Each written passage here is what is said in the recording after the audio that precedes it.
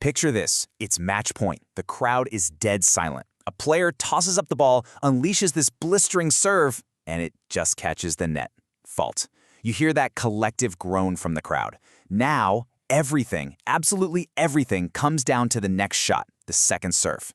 We usually see this as a moment of failure, a step back. But what if it's actually one of the most sophisticated, most strategic shots in all of sports? Let's get into it. So, is it? Is this the most overlooked shot out there? That's the big question we're going to tackle. We're going to peel back the layers of the second serve, and I mean really move beyond that simple idea of just getting the ball in. What you're going to find is this whole world of physics, high-stakes statistics, and some serious psychological warfare. Trust me, by the end of this, you will see the game in a whole new way. And yeah, this pretty much captures how we all think about it, right? The first serve is the hero. It's the weapon. It's all about power and glory. The second serve, that's the worry. It's seen as this defensive, cautious little shot with really only one goal, just please don't double fault. But that right there, that's the myth we're here to bust. To really understand why, we've got to start with the science. I mean, how can a player hit a second serve with any kind of confidence when they're under that much pressure? Well, the secret isn't just about, slowing down. It's about completely changing the physics of how the ball flies through the air. Okay, so meet the absolute workhorse of the second serve, the topspin serve, or what players call the kick serve.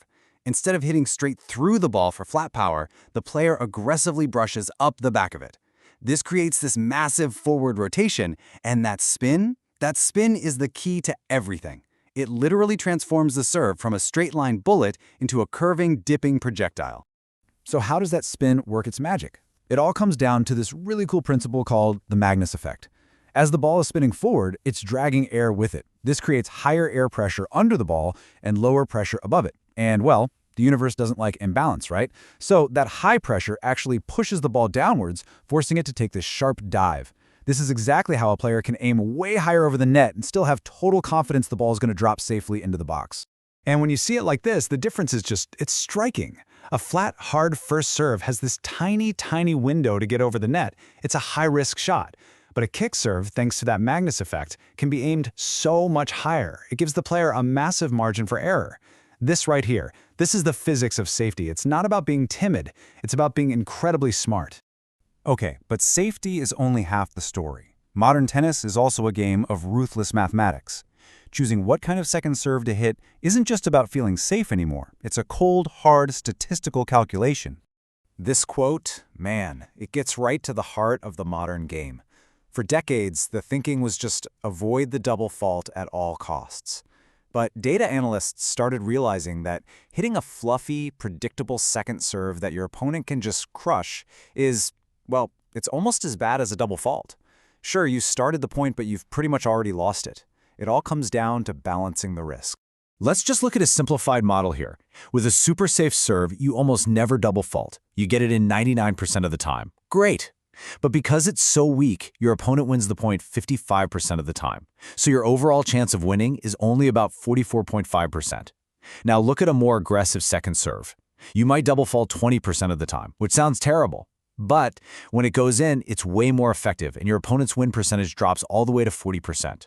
The math is crystal clear. Taking a calculated risk with a bigger serve can actually make you more likely to win the point. And that's the really stunning takeaway from all this data. When you just float a lollipop serve over the net, you're handing your opponent a massive advantage. The penalty for that weak serve is hidden, right? It doesn't show up on the scoreboard as an error, but its effect on your chances of winning that point, it's absolutely devastating. And that brings us to this number. Look at that. The drop-off from a first serve to a second serve is one of the biggest statistical cliffs in all of sports. Winning points on your first serve, that's kind of expected. But consistently winning points on your second serve, that's what separates the good players from the truly great ones. Optimizing this shot is absolutely critical. So, we've got the physics for safety, we've got the stats for risk, but there's a third absolutely crucial layer, the mental chess match going on between the server and the returner. The second serve isn't just a shot, it's a message. At the pro level, a really clear pattern emerges. An overwhelming majority of second serves, we're talking as high as 70%, are aimed right at the opponent's backhand. And why is that? Well, for most players, the backhand return is the weaker, less aggressive shot. It's just the highest percentage play.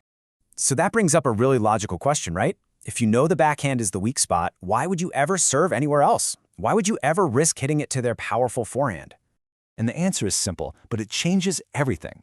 Because if the returner knows the ball is coming to their backhand, they can prepare for it. They can cheat over a little bit, set their feet early, and turn that weaker shot into a weapon. A predictable serve, no matter how good it is, becomes easy to attack.